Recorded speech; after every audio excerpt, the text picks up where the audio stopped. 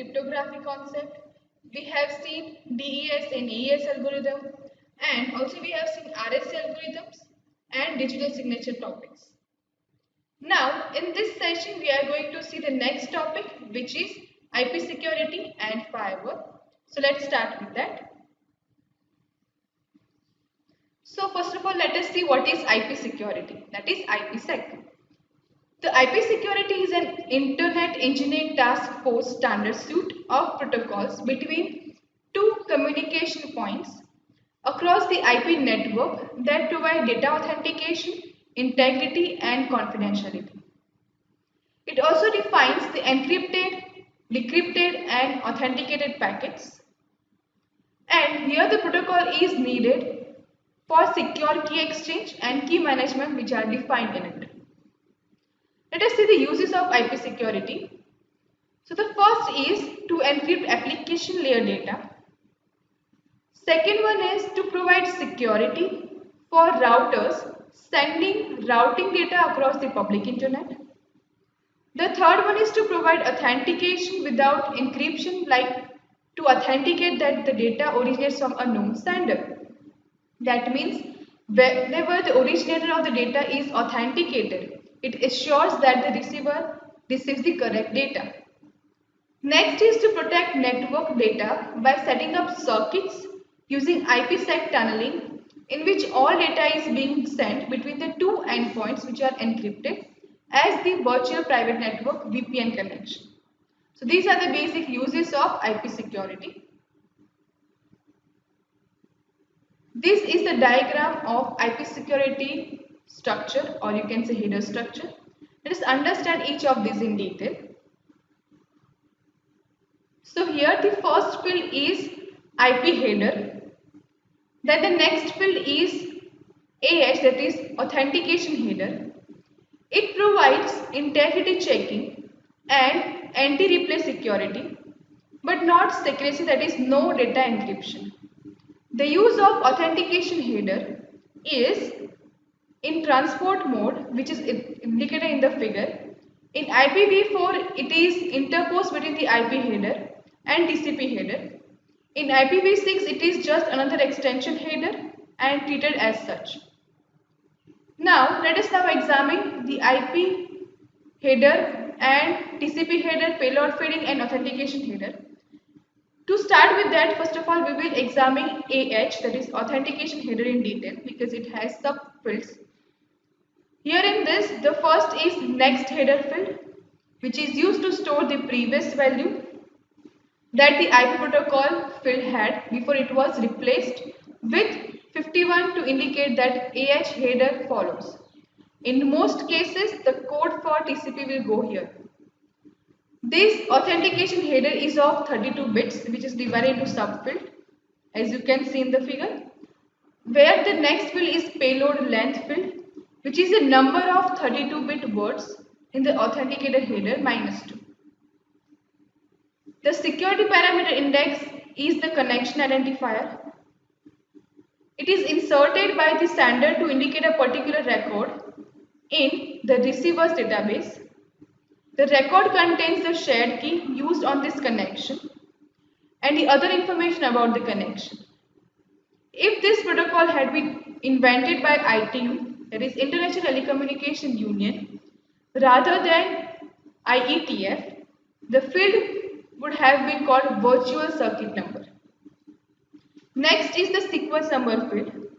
It is used to number all the packets sent on an assay. Every packet gets a unique number, even retransmissions. In other words, the retransmission of a packet gets a different number here than the original. The purpose of this field is to detect replay attacks. These sequence numbers may not wrap around. If all 2^32 are exhausted, a new assay must be established to continue communication. Finally, we come to the authentication data, which is a variable length field that contains the payload's digital signature. When the assay is established, the two sides negotiate which signature algorithm they are going to use.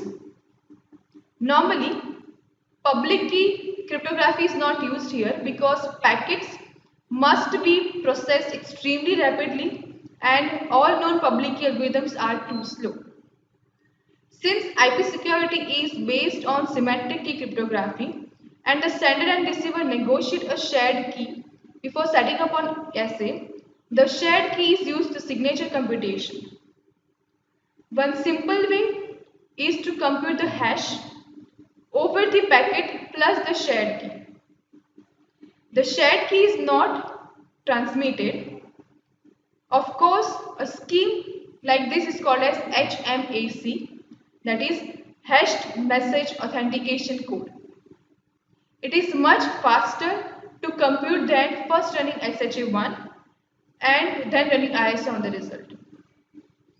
The authentication header does not allow encryption of the data, so it is mostly useful when integrity checking is needed, but secrecy is not needed. One noteworthy feature of authentication header is that the integrity check covers some of the fields in the IP header, namely those that do not change as the packet moves from router to router. The time to leave, that is the TTL field, changes on each hoop for every example.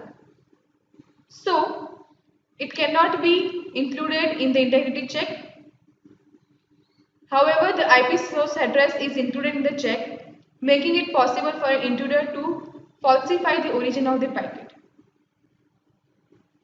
There are alternative of IP security header, which is called as ESP, which stands for Encapsulating Security Payload, which are operated in two modes, transport mode and tunnel mode.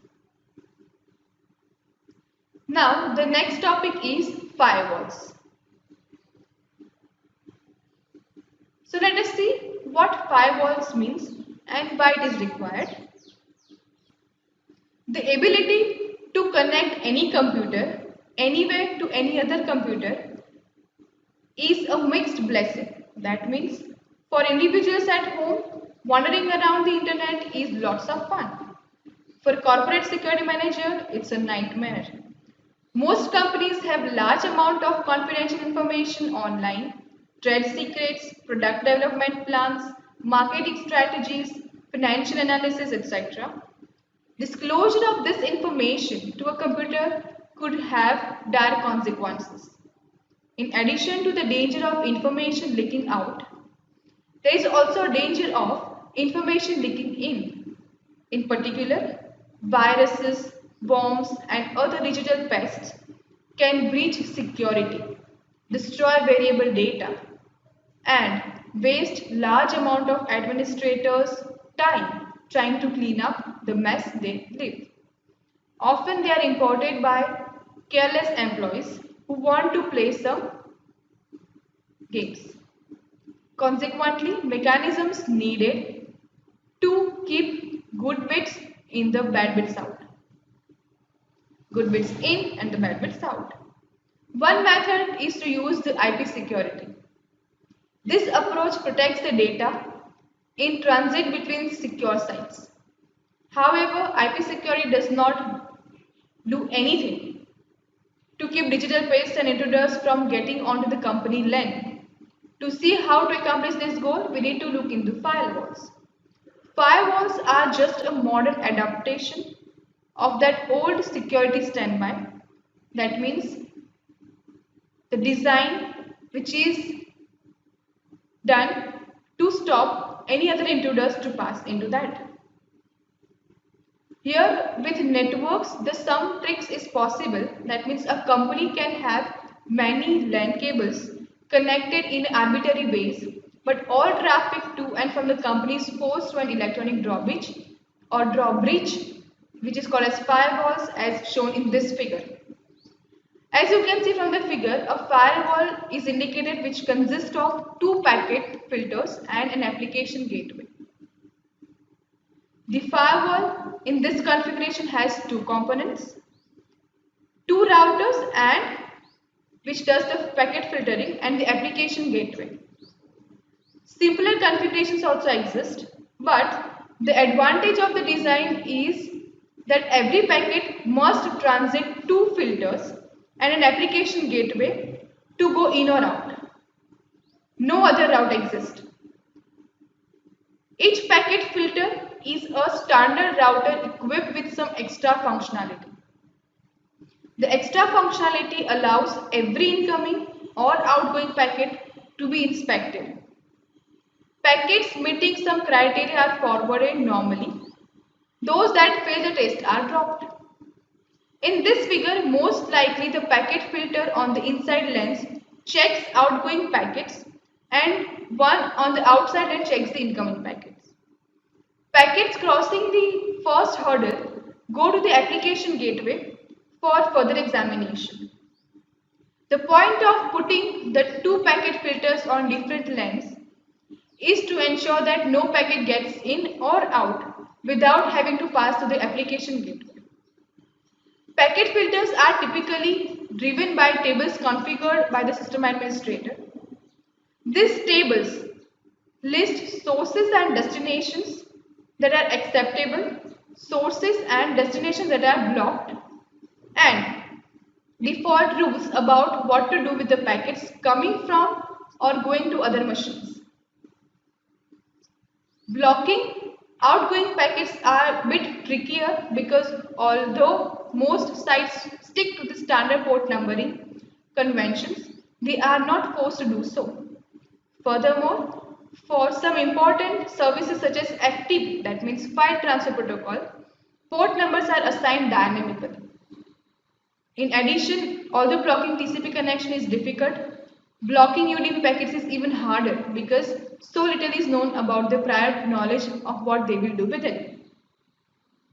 The second half of the firewall is the application gateway. Rather than just looking at raw packets, the gateway operates at the application level. A mailed gateway, for example, can be set up to examine each message going in or coming out. For each one, the gateway decides whether to transmit or discard the message based on the header fields, message size, or even the content. Even if the firewall is perfectly configured, plenty of security problems can still exist. So, I hope that the concept of firewall is clear to you now and why we use it. In simple words, firewalls are used to block some particular sites for usage at institution levels or at some financial institution levels. These are the references.